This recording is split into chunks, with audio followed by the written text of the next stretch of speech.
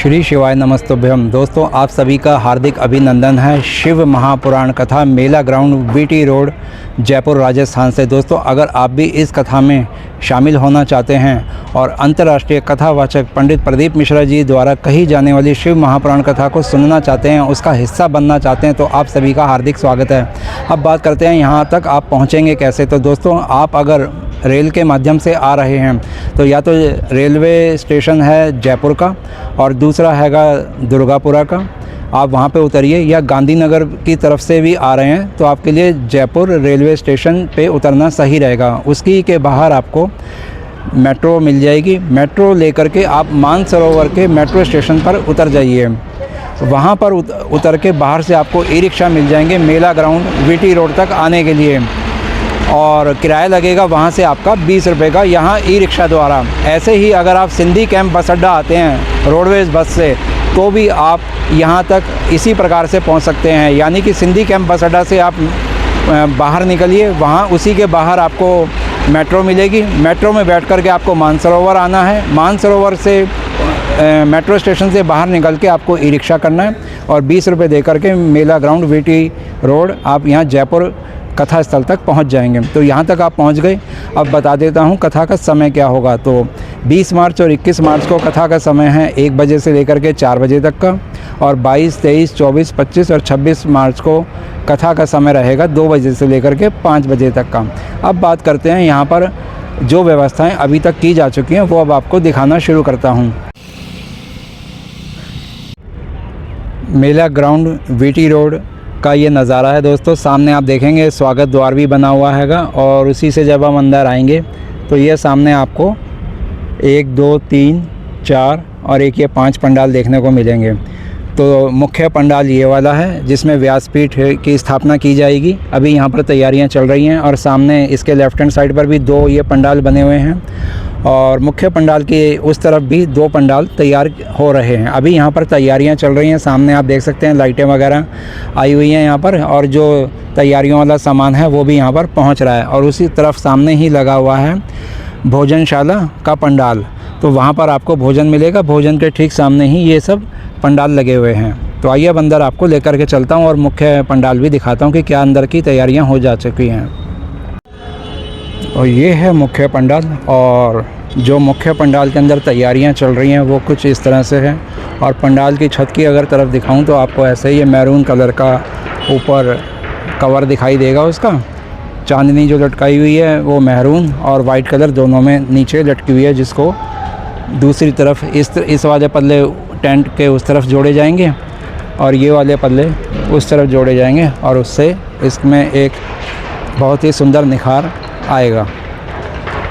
और सामने चल रहा हूँ अब मैं व्यासपीठ की ओर।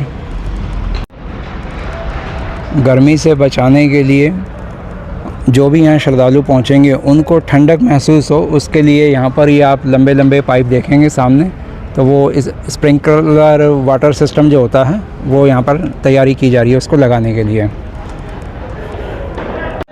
और ये लीजिए, मैं आ पहुँचा हूँ व्यासपीठ के बिल्कुल नज़दीक में, और ये है कुछ अभी तक की व्यासपीठ की तैयारियां। आप देख सकते हैं आज का जो ताज़ा अपडेट है वो मैं आपको दिखा रहा हूँ। आपके सामने है यहाँ जो व्यासपीठ है उसकी तैयारियां चल रही हैं। यहीं पर बैठ कर के अंतर्राष्ट्रीय कथावाचक हम सबके प्रिय प्यारे और आदरणीय पंडित प्रदीप मिश्रा जी यहाँ पर शिव महापुराण कथा का संबोधन करेंगे, और इसी के सामने यहाँ सारे श्रद्धालु जनता बैठी होगी जो इस कथा को सुनने के लिए अपना कीमती समय देने के लिए यहाँ देश भर से अलग अलग जगहों से पहुँचेगी।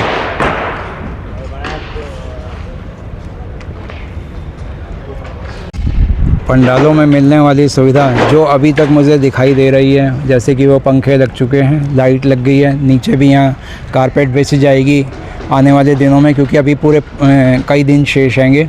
तो कई दिन पहले से ही मैं आपको ये तैयारियां दिखा रहा हूँ। ये कारपेट भी आप देखेंगे सामने, तो यहाँ पहुँच गए हैं। उधर भी कारपेट वहाँ पे रखे हुए हैं, और वो जैसे कि रोड रोलर खड़ा हुआ है ज़मीन को समतल बनाने के लिए, तो यहाँ पर ज़मीन को समतल तो किया जा चुका है।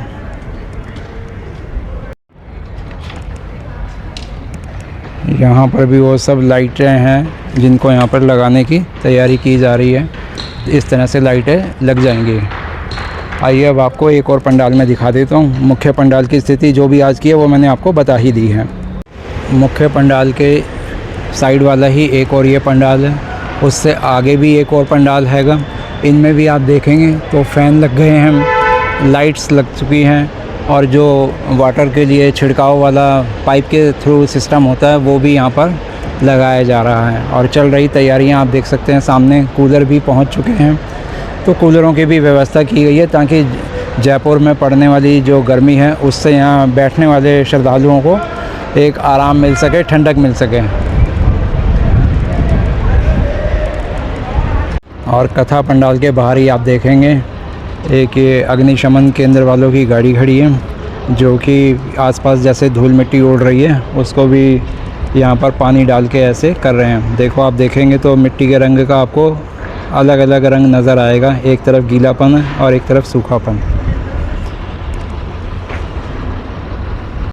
ये है मुख्य पंडाल, और मुख्य पंडाल के अंदर यहाँ खड़ी है क्रेन, और क्रेन से ऊपर लगे हुए पर्दों को जो मैरून और सफ़ेद रंग के हैंगे उनको तैयार किया जा रहा है सजावट के लिए। तो ये झालर भी लग के जब तैयार हो जाएगा तो मुख्य पंडाल बहुत ही बेहतरीन सुंदर नज़र आएगा।